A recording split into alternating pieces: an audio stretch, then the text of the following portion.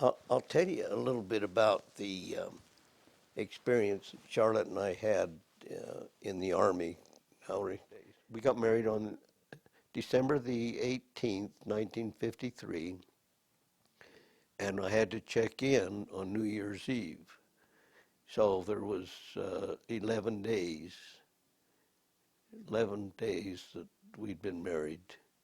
In the interim, having wedding receptions and having coming all the way from Arizona to Roosevelt and meeting the people there and having the reception and getting driving to San Francisco and all in 11 days. So we packed everything that we owned into my little Ford car and drove and got to San Francisco so that I was there to check in on the 31st of the last day of the year. And we had no idea where we were going to stay. We didn't know anybody in San Francisco. We didn't know our way around in San Francisco. But Heavenly Father helped us a lot because we were able to find an apartment by about 10 o'clock the night that I had to check in by 12 o'clock.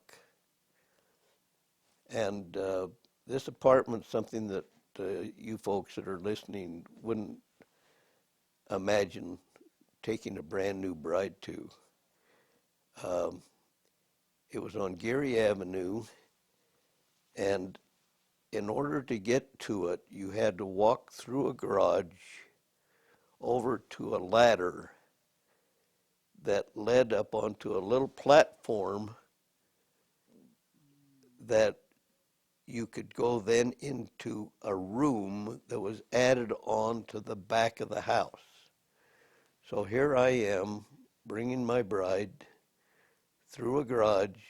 She had to climb about 5 steps or 6 steps of a ladder up onto a platform that had no railing around it into the apartment that was only one room. There was a bathroom in one corner of it that had a curtain around it, and there was a bedroom, and there was 2 or 3 chairs in there, and the room was probably about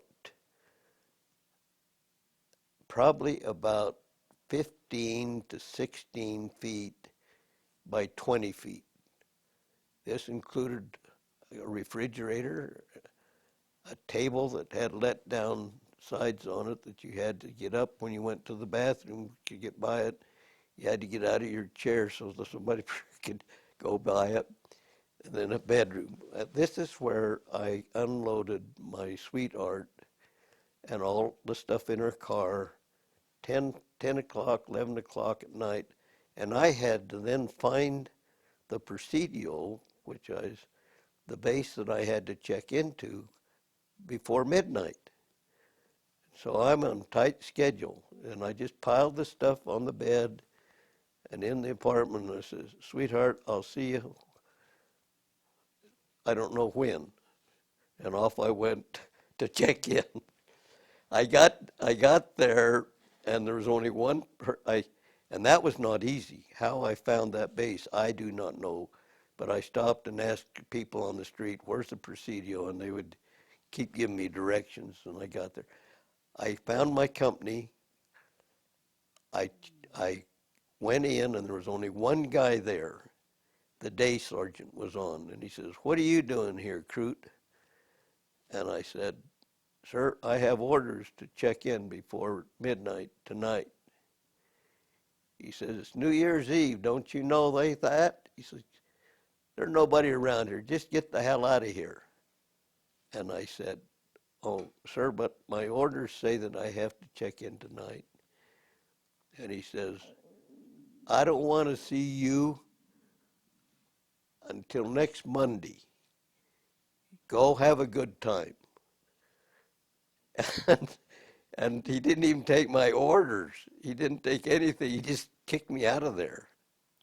So I went back, and the problem was I couldn't remember where our apartment was.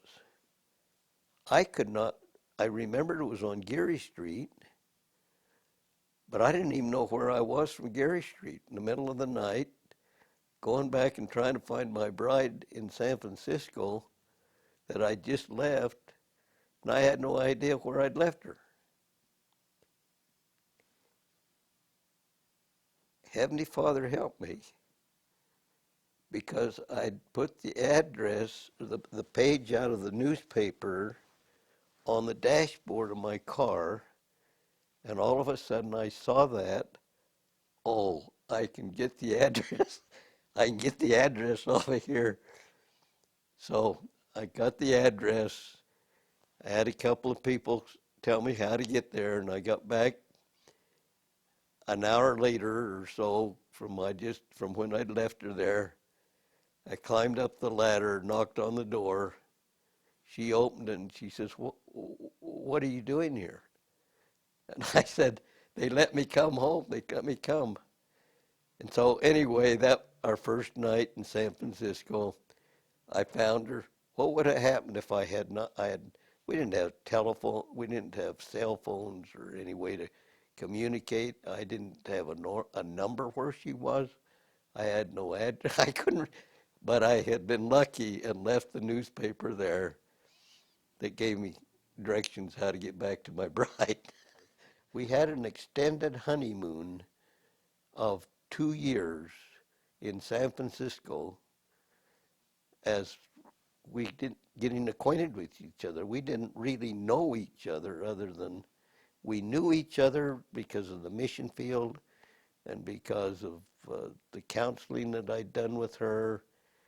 But she found out that she probably got disappointed. She didn't ever tell me she was, but we used to chase fire engines for recreation, and I'd run out of gas in the tunnel, and we'd get lucky and coast to the end of the tunnel and get through it. And she had a hard life with me. Anyway, I'm making $147 a month. That's our income. This one-room apartment that we had just rented cost us $40. No, cost us $50. So 50 of the $147 was gone for the apartment, and that's all we had left. We had that left us 90. That left us $97 to live a month on. I remember we found the church. I can remember when the bishop asked us to pay $5 for to see Cinerama that the church was supporting as a fundraiser. And I can remember how hard it was for me to pay $5 for that, because one thing had happened. One thing lucky though, my aunts had given us $20 to buy a toaster with at our wedding reception, and so we had a $20 bill that we always had to rely back on. When the rest of the money was all gone, we had $20. But this meant now when the bishop said, I would like everybody to pay $5 contribution for the ward budget to raise money, that meant $5 for me and $5 for Charlotte. $10 out of 141, which is really only 97 after you pay your rent. Anyway, we paid it, and then we'd always have to go into the $20 bill we had. We never bought the toaster for a long time because we were always using that to get us through the month. So this is what I did. I started cutting hair. I'd learned to cut hair in the Army. And so when I would go to work at the Presidio during the noon hour and during break times, I'd go in the latrine and cut the officer's hair or anybody that wanted a haircut for 50 cents. So I'd earn a little bit of money then. Then on weekends, or sometimes maybe even at night, I would take one of the officers' cars and I would take it home and I would detail it. I would polish, I'd wash it and polish it. And I could tune cars up. I could change condensers and change spark plugs. And sometimes I would tune their car up. And I had a timing light. I learned all that from when I was in the garage younger. And so I was kind of the on-site mechanic and wash boy. And I'd get $5 for taking a car home and tuning it up and washing it and waxing it and then bringing it back to them. And $5 is a lot of money in those days. But those colonels and generals, the Presidio was a special place that everybody wanted to go to.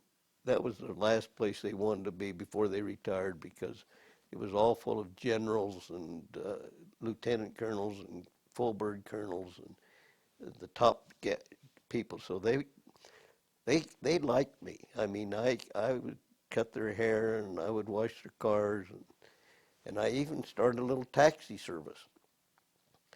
People that lived where we lived and they worked on the base, I got to where I would pick them up on their corner as they would go to work, and then I'd take them home at night.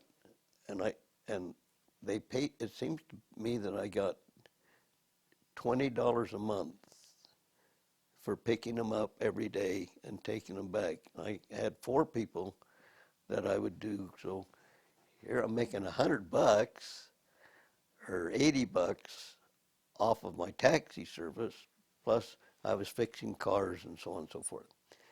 Then I'd been in the car business, and I knew the car business, and I thought, I was at church one time, and a fellow came to me and he said, you know what? He said, I've got a car here, I'm just going to give it back to the lender, because my job is furnishing me with a car. And I thought, well, don't do that. That ruins your credit. And he said, I don't care. He says, I got a car and I got a job, and so I don't need any credit. And I said, well, how much do you owe on this car? And he told me, and it was about $800 that he owed. And I said, why don't you give me the car and let me make the payments for you so you don't get behind? He says, I'm already 2 payments behind.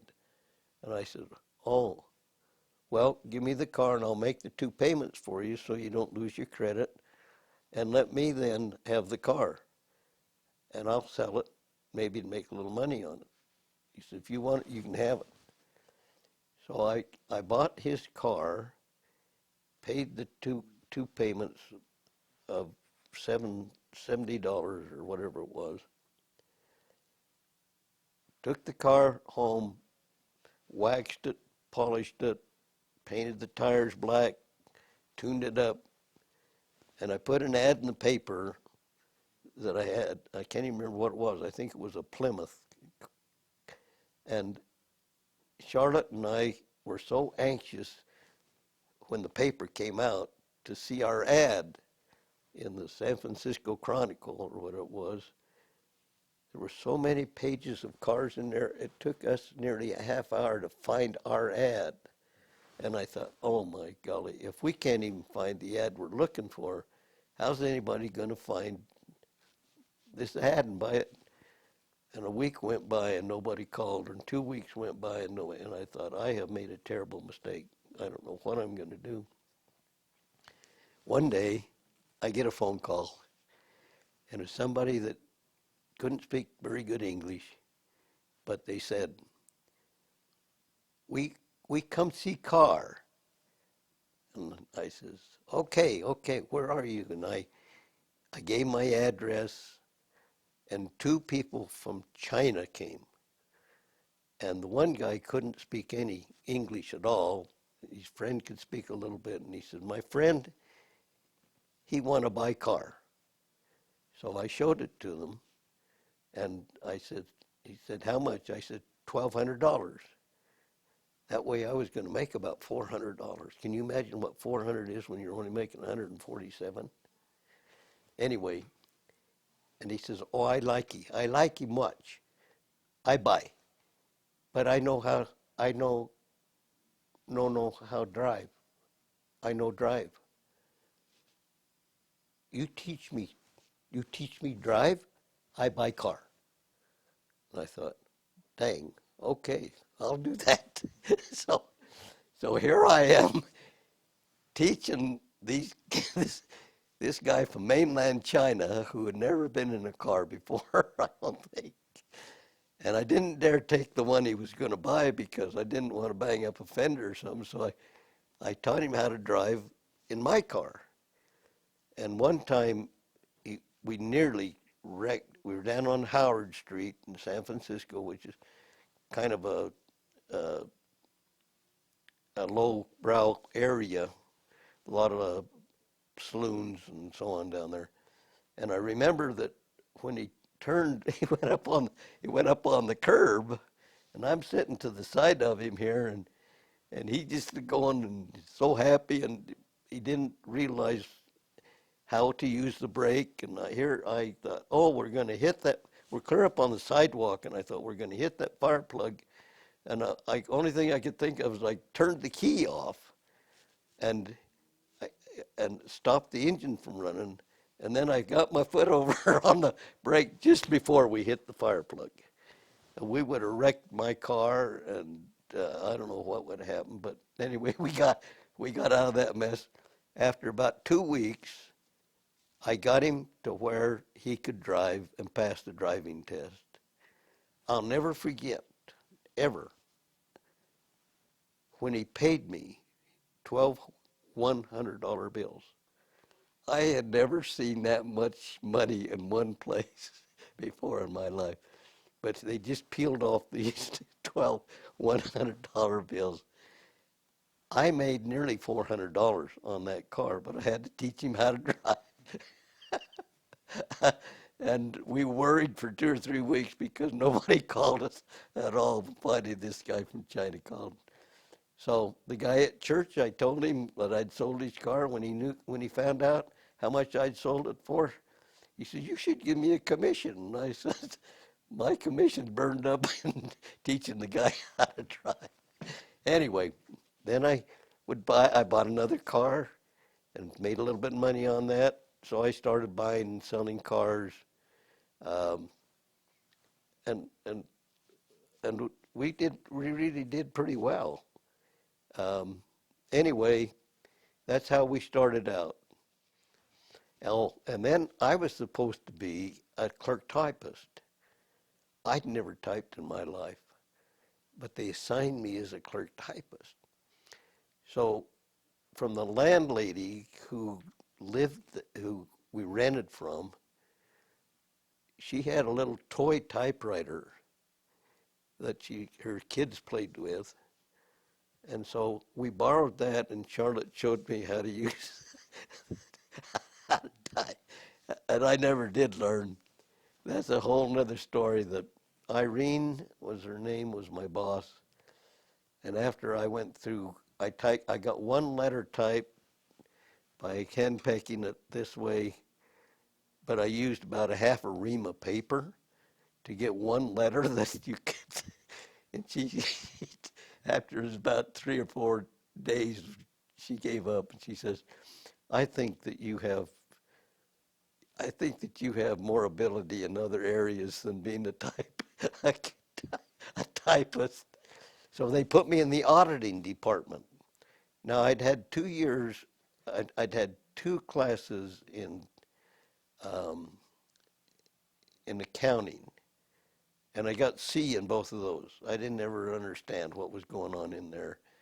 And now I become an auditor in the Army, auditing 6th Army commissaries, their uh, ordnance stuff. I'm reading the uh, I'm reading the financial reports on all these businesses in the Army and supposed to be making comments and serving as the auditor of 6th Army headquarters. And I had Fort Lewis, and I had Fort Mason, and I had Fort Huachuca. They were sending me all these reports, and I had no idea what I was. I'm telling you, that's the Army.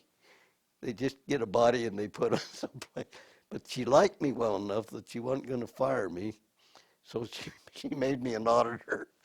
And anyway, but I was making a lot of money by that time because I was washing a lot of cars and cutting a lot of hair and doing a lot of things. That was part of my Army experience. So Jack, did you have a time in your marriage where you're really suffering financially, just that first little while before you started? I don't think we ever suffered because I had $147 a month coming in paycheck, and then I finally talked Charlotte into going to work. She wanted to just have a baby and be home all the time, and I said, sweetheart, she got a job for $300 a month with PG&E, Pacific Gas and Electric, and I was making half that amount. And then I suggested that we just put hers all in savings and live off of mine. And she wondered what kind of a Scrooge she'd married. She's making twice as much as I am, and I want to save all her money and live off of. Anyway, um, it, so the $50 that we were paying rent, one day she was down at the laundry doing laundry, and a lady, a little Russian lady, was watching her. And Charlotte had some nice lacy things, and I guess they were newly married things that she was wearing. And this lady says, uh, "Where you live?" And Charlotte told her, and she says, "How much you pay?" And Charlotte says, $50 a month. She says, "You come live in my house for $40. And so when I came home that day, Charlotte says, "This lady's got a house she wants us to come and live in for $40, $10 less than we're paying for this place." And so we moved in with her, and she gave us the run of the whole house, except for eventually she didn't give us the run of it. She was always wanting to be where we were and talk to us, and that was a little bit annoying for newly married. So, but we had a garage with her that we could put my car in,